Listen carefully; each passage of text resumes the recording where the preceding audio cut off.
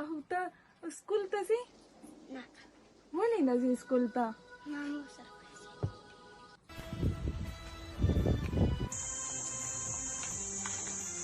سلامونه او احترامات. تاسو ټول به روغ جوړ یئ، د صحت په جامه به یئ. نن راغلی یم ملم جبې ته چې دلته زما یو خور ده، هغه ژوند کوي، کونډه ده، 3 بچي دي، یتیمانان دي. نو د هغې هغه حالات به تاسو ته پخپله هم ښیم او هغه به درته پخپله خوله هم وایي چې په هغې باندې څه سختې تېرېږي او څه پرې روان دي. څنګه یې تاسو ښه یې؟ خیر دی. کتونکو دا هغه زما هغه خور ده، ما چې تاسو ته ووایي چې هغه کونډه ده او 3 بچي دي. دا ګلالي ماشومان د دې بچوړي دي. دا ډېره زیاته په تکلیف کې ده، ځکه چې د دې خاوند چې دی هغه وفات شوی دی او دا اوس د خپل روریانو کره ژوند کوي، خو هغه روریانې په خپله دومره وس نه لري چې هغه خپل ځان وساتي. نو دوی ته اوس دلته په دې کور کې جدا شوي دي او دا کمرې چې ده دا یې دوله ورکړې ده. نو زما دا خور به درته خپلې سختې په خپله ووایي. خور اواز به لږ تیز کوئ. تاسو ته څه مشکلات دي؟ بس زمونږ دا یوه کوډګۍ ده، داسې دمې د رور خو لکه مونږ پکې ناست یو. د رور دي ده خو تاسو پکې ناست مونږ یئ. پکې ناست یو او هغو ځانه ټول غریبانان دغه د ټاټ کې مزدوري کوي، خپلې کړي نشي ساتلی. او بس زما دا 3 بچي دي او دا کمرګۍ ده چې بس هم پکې پخول کوم هم سملاستو ځای دی او دا هر څه.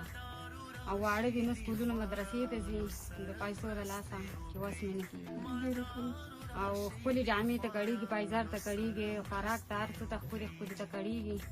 خو بس غلومه را غلومه یې وس مې نه کېږي. 3 کال دی زما د خاوند د مرګ او بس کله یو څه راکړي کله بل څه راکړي. څه وخت مې د دې کشر ورور سره هم بیا بس د هغه ځانه خپله کډه نه شوه ساتلی. اوس دغه کوډګۍ کې ناست یم. اوس دا ماشوم بیمار دی، زیړی دی پرې، نو بېواسۍ د لاسه مې دغه شربت یې راغوښتلي د 140 روپو او بس دغه ورته ناست یم. اوس څه وکړم، څه ویلی نه شم، پیسې را سره نشتې او څه وس مې نه کېږي. او بس دا د مجبورۍ نه خلک دا دغه کوي او او خرچه خو دغه یو څه راکړي بل څه راکړي دو په دغې باندې ټیم دی پاس کېږي.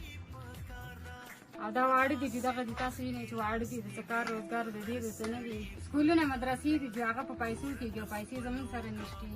دونه څه دغه را سره وکړي چې چېرته کېناستو ځای وشي او د وړو سکولونه مدرسې دا وشي. انشاءالله زما چې څومره هم روریان دي هغوی به بالکل ستا سره ودرېږي، ستا مدد به کوي. چې ستا مدد نه کوي نو د چا به کوي. او امید لرم چې زما څومره هم کتونکي دي هغوی به د دوی سره مرسته کوي. کتونکو دا ګلالی ماشوم تاسو ګورئ که نه، د ده به سکول ته زړه کېږي، مدرسې ته به یې زړه کېږي، ښکلي جامو ته به یې زړه کېږي، پیزارو ته به یې زړه کېږي. سکول ته دی ځکه نه ځي چې دلته پرایویټ سکول دی او دا مور یې دومره وس نه لري چې د ده فیس ورکړي.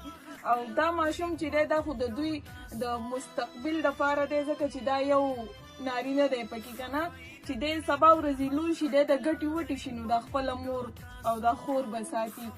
نو چې هغه داسې ناست دی د وس نه لري چې دی سکول ته داخل کړي، په ده باندې سبق ووایي. دا څه نوم دی؟ الماس ته نه نوم دی، دومره ښکلی نوم. او ته سکول ته ځې؟ ولې نه ځې سکول ته؟ مامور سره ستا مور سره نو دونه پیسې نشته چې تا له فیس ورکړي. او دلته سرکاري سکول نشته که نه؟ په دې کلي کې یو پرایویټ سکول دی او هغې ته دوی نشي تللی، ځکه چې د دوی هغه مور چې دا دونه وس نه لري چې د دې خپلو ماشومانو فیس ورکړي او دوی له د سکول دپاره خرچه ورکړي. او ستا پلار څه شو؟ وفات شوی دی. نو د هغې نه بعد به بیا تاسو څه کول؟ د دې پلار چې کله و نو د کرایې په کور کې ودو، نو د دې پلار چې کله وفات شو دو د هغه ځای نه بیا رالل، ځکه چې د دو سره خو د کرایې پیسې نه وې که نه، یو اسره خو یې پلار و که نه، پلار یې وفات شو نو دوی دغه شان یتیمانان پاتې شو.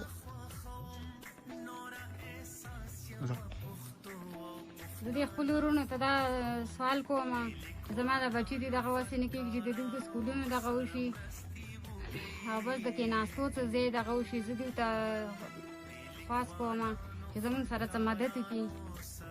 او د غرونو خلک د غرونو خلک دی خو موږ د مجبورۍ نه دې دغه ته راووتو چې زمونږ سره دا وروڼه څه مدد وکړي. د ټولو دنیا سره کوي زمونږ سره دی چې موږ ډېر غریبانان یو عاجزانان یو. دا واړه بچي مې دي او څه وس مې نه کېږي. تاسو دا حالات ولیدل دا یو غرایزه علاقه ده او بل د دوی څه اسره نشته ځکه چې خاوند یې وفات شوی دی او د دې یتیمانانو نور څه اسره نشته. نو زه دا دویمه ویډیو زما ده. زه درنه بیا هم مدد غواړم. یو ځل مې درنه بیا هم مدد وغوښتو د دوی دپاره. نو امید لرم چې ټول به ورسره ودرېږئ، مرسته به یې کوئ، هیلپ به یې کوئ. او بله ویډیو کې ما ته 50,000 روپۍ راغلي وې د ابۍ او 2 کسانو نورو ما ته پیسې رالیږلي دي، یو 25,000 دی یو 10,000. خو په هغې په هغه حساب زه نه پوهېدم نو هغه به هم زه راوالم او ستاسو هغه امانت به زه ابۍ ته رسوم. او بل د دوی دپاره چې چا هم څه راولېږل د یوې روپۍ حساب به زه کوم. څومره وس دی هغه به زه د دوی سره کوم. تاسو دا کتی شئ چې زما دومره وس رسي هغه به زه دوی له ورکړم او نور چې رانه بیا څونه هم کېږي زه به ستاسو سره کوم. خدای دې د دوی مدد وکړي چې زموږ د وړو ماشومانانو مدد وکړو. الله دې د دوی ثواب کوي، دوی زموږ مدد کوي.